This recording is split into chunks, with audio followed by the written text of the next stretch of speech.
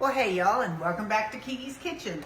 I've been playing in the kitchen this afternoon, making a few things that maybe you'll be able to make use of this weekend. You never know. What I'm going to, tomorrow I'm going to make that watermelon feta salad that I had when I was in New Jersey. It was so good. So I'm going to make that for you tomorrow.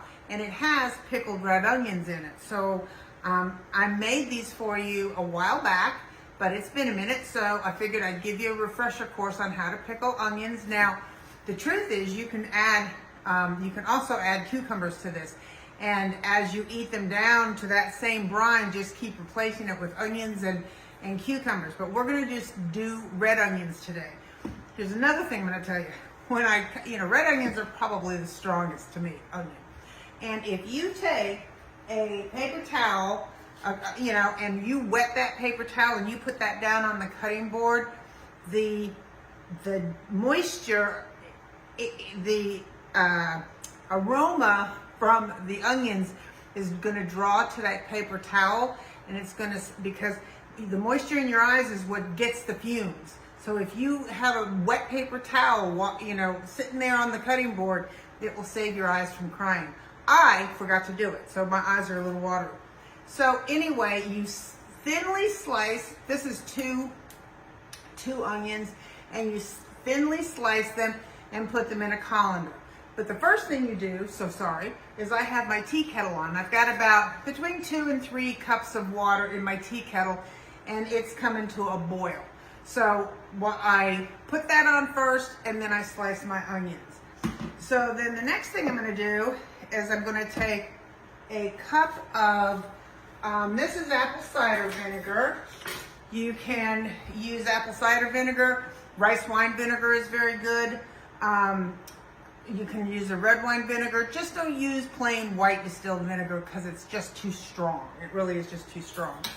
And to this, you want a teaspoon, and I use a pretty heaping teaspoon of sugar. And that's gonna go. This is so simple, y'all, and it's so delicious. And you can really use these about 30 minutes after you do it, but I'm gonna wait until tomorrow to make the salad. I really like them to kind of get fermented in here. And then you want about a half a teaspoon of kosher salt, and you want a whole teaspoon of coarse black pepper. That's all there is to that. And you want to whisk it up and get it all to dissolve, pretty much the sugar to the dissolve, sugar and the salt, and then just set this aside. Now all we're doing is, and there it is, right on cue. Hang on one quick second, and let me get the water.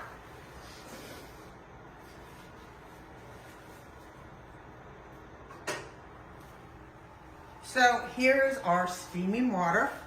Wait a minute. That wasn't smart. Let's just put a little hot pad holder under my hand. And what you want to do, let's see if I can, although you'll just kind of have to use a little, my kitchen's kind of messy because I've been cooking, so bear with me. Can you see? I'll hold it up. These are our onions, and what you want to do is you want to slowly pour this hot water over these onions in your sink. And it's kind of, believe it or not, you are par-blanching your onions by doing this.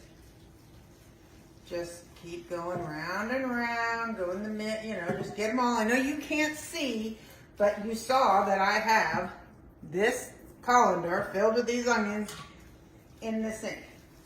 And I'm pouring this boiling hot water over all of them. I don't have an overhead camera. I'm so sorry.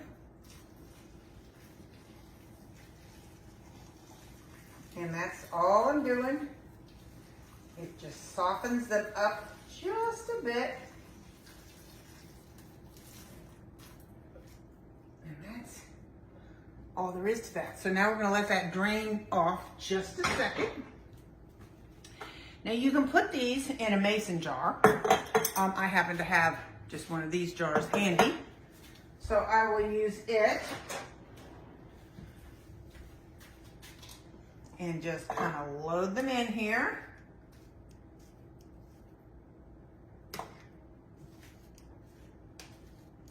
You just can't believe how much that hot water has softened these up in just that short period of time. The watermelon feta salad is purple onions over the watermelon with feta, and then it's kind of got a balsamic vinaigrette. It sounds weird, but I gotta tell y'all, it's really good. So I'm excited to make that for you tomorrow. Getting all these in here, you can see that. And like I said, a mason jar works just fine too. And now if you were going to do the cucumbers, just put the parboil the onions, not the cucumbers. You don't need to do that, but you can mix onions in with cucumbers for sure. Okay, so onions, and then this is our marinade. Stir it up good again. And just right over the top.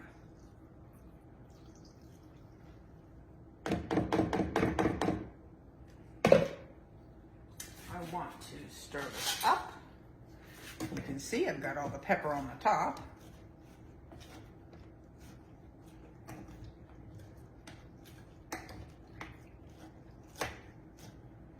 I'm pushing it down here to get them all, because you know when I first put these in here, as you can see, it didn't really look like it was going to cover it. But then once you start stirring it all around, you'll see you have plenty. These are so good. And like I said, about 30 minutes they're good to go. But the longer they sit, of course, the better. And they'll sit in your refrigerator a good 3 weeks anyway, if they last that long.